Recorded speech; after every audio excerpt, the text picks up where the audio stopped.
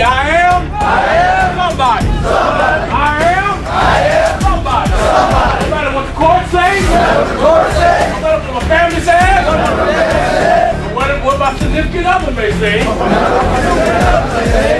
am somebody. I'm better than me, and I'm better than God. Give me some hands.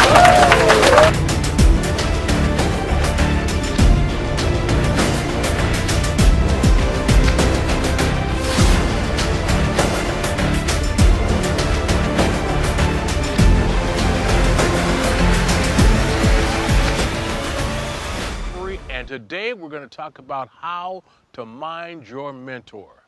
How to mind your mentor.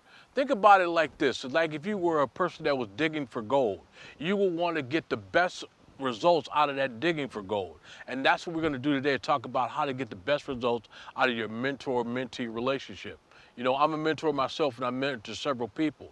But not only am I a mentor, I also have mentors for my own life, whether it's my marriage, whether it's business, finances, whatever the case may be, my spiritual life. I have mentors to help speak into my life and help me be able to walk through those areas that might be a little difficult sometimes.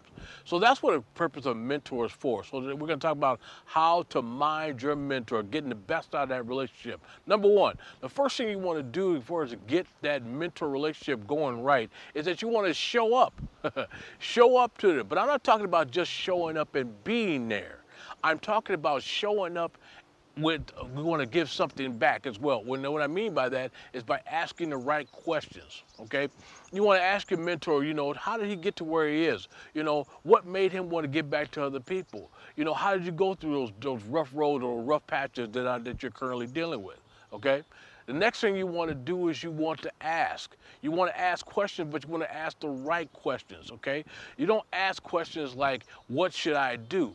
When you ask the question of what should I do, that makes you feel helpless, and it makes your mentor think you're helpless and he's dealing with a child instead of an adult, okay? So you want to ask the question, what would you do, mentor?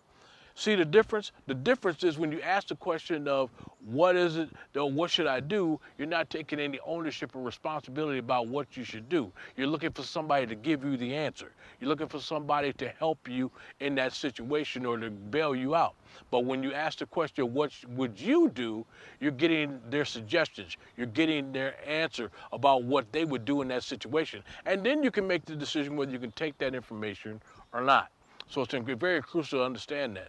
The third thing you want to make sure you do is you want to do.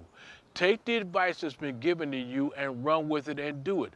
So many times we sit down with our mentors and we don't take the advice that's been given to us, especially the real good advice, okay? It's important to make sure that you get the great advice, but you do something with it. You're not just here to collect information so you can have it for your own. You want to collect the information and then go take massive and immediate action. Do what your mentor is telling you to do. And then the last part is you want to make sure that you report back, okay? And what I mean by that is that let your mentor know not only did you take the advice, but let him know the results that came because you took that good advice, okay? One of the greatest joys I've ever got in my life is I ran into a guy about 5 years ago. And I had mentored him in a situation he was going through, and I hadn't seen him in a while. So when I got a chance to see him, he walked up to me and gave me a big hug and said, Daryl, I just want to thank you because I took the advice that you gave me in this situation. And now it literally, not only did it turn my life around and help me find purpose, but it also helped me find the woman of my dreams. Now that doesn't mean I'm a love doctor or anything like that. But what it means is he took the advice that I gave him and he ran with it and he did something with him. So you want to make sure that you mind your mentor, okay?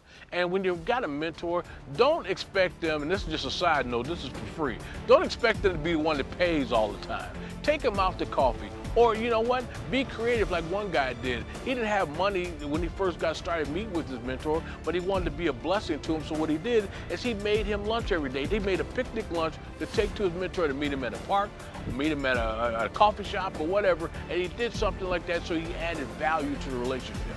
That's how you build a mentor relationship, by literally minding your mentor, digging out the very best out of them by creating value in how you respond to them, because you are also bringing something to the table as well.